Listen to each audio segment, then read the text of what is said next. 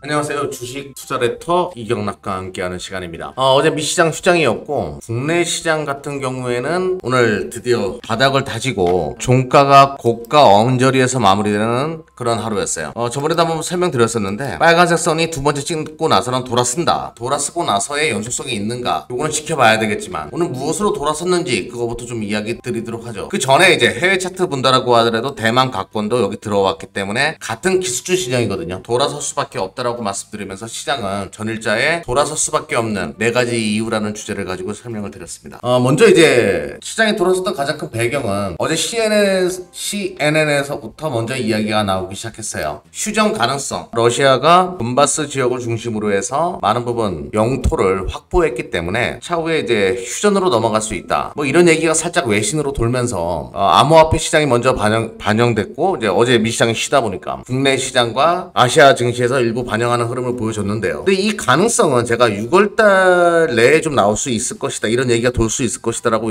예상을 했었는데 생각보다 조금 길어졌죠. 제가 그렇게 먼저 봤던 가장 큰 이유는 러시아 측에서 가을에 관련된 이야기를 자꾸 꺼낸다는 거죠. 가을이 되고 나서 에너지 대란, 식품 대란과 관련된 이야기들을 살짝 꺼냈다는 얘기는 그 전에 뭔가 협상을 해보자라는 그런 뜻으로 오히려 받아들일 필요가 있다. 정치공학적으로 바라봤을 때 내 패를 뭐 다 드러내는 것보다는 약간의 협박식의 언조들 그리고 협상 테이블에서 우위를 점하기 위한 그런 전략들이 나올 수 있다라고 봤는데 아무튼 지금 그런 상황들이 면밀하게 조금씩 나오고 있는 것으로 보여요. 그런데 확실한 것은 여기서 우리가 뭐 바로 휴전으로 넘어간다 이러기에는 기간적인 부분도 좀 개선을 해봐야 되니까 좀 지켜볼 필요가 있겠지만 긍정적인 신호들은 조금씩 나오기 시작했다. 이 정도라도 우리한테는 좀 기대해볼 만한 그런 흐름들 예상해 볼 수 있다. 그리고 주식시장 같은 경우에는 먼저 제가 반영을 하는 그런 시나리오라고 이야기를 드렸는데요. 우리가 이 러시아발 리스크, 우크라이나발 리스크가 만들어지고 나서 가장 민감하게 움직였던 것이 식품이나 천연가스와 같은 에너지였거든요. 러시아 하면 떠오르는 것들이죠. 우크라이나 하면 떠오르는 것들. 근데 밀 가격 같은 경우에도 이런 식으로 밀렸다라는 거예요.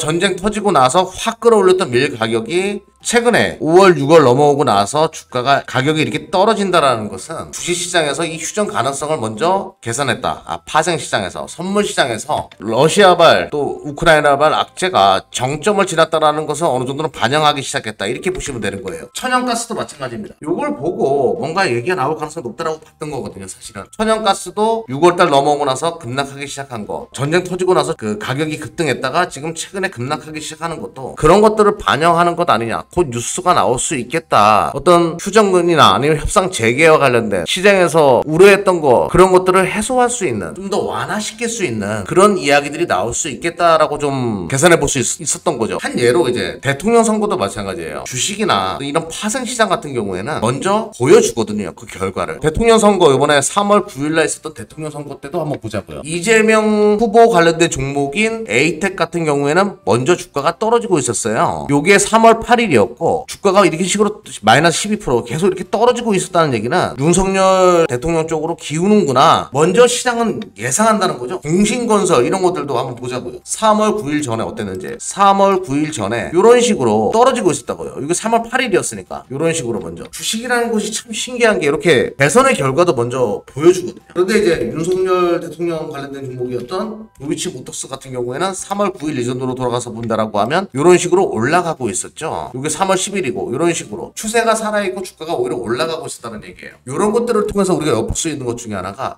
최근에 밀이나 천연가스 이런 것들이 떨어졌다는 얘기는 러시아나 우크라이나 쪽에서 뭔가 이야기가 나올 가능성이 높다. 이렇게 판단한 자금들이 숏으로 포지션을 잡아놨을 가능성이 높다는 겁니다. 아무튼 이런 리스크가 일부 완화 국면으로 접어든다. 뭐 아직까지는 모르죠. 하지만 그 기대감을 가질 수 있다는 것만으로도 시장은 요렇게럼 돌아설 수 있고요. 또 하나 이제 제가 또 하나 요소로 CPI 지수가 정점을 지났다는 신호가 7월 13일 날 다음 주죠. 나올 수가 있기 때문에 시장은 그 기대감을 가지고 계속 우상향할 가능성 어느 정도는 열어놓고 좀 볼 필요가 있는데요. 그런데 시장이 완벽하게 돌아서기 위해서는 조금 더 우리가 지켜볼 필요는 있겠지만 있지만 어느 정도까지 시장은 다 왔다. 이런 신호로 오늘의 양봉을 보실 필요가 있다. 그리고 돌았을 때 제가 누누이 말씀드립니다. 너무 빠른 판단을 하지 마시고요. 2550포인트 계속 등락이 있을 겁니다. 퐁당퐁당을 계속 그리면서 장중에도 계속 그런 그림을 그리면서 시장이 움직일 가능성이 높겠지만 2550포인트 이상에서 나는 포트의 리밸런싱이나 어떤 전략을 새롭게 취하겠다라는 전략이 필요하다라는 거죠. 좀 전술이라고 해야 될까요? 조금 더 기다리면서 엉덩이가 무겁게 대응할 필요가 있다는 것을 다시 한번 강조드리면서 꼭 성공 투자하시기를 진심으로 바랍니다. 힘든 시장이었거든요. 아직까지 온건하게 상처가 치유된 건 아니지만 기다릴 필요가 있다. 이렇게 말씀드릴게요.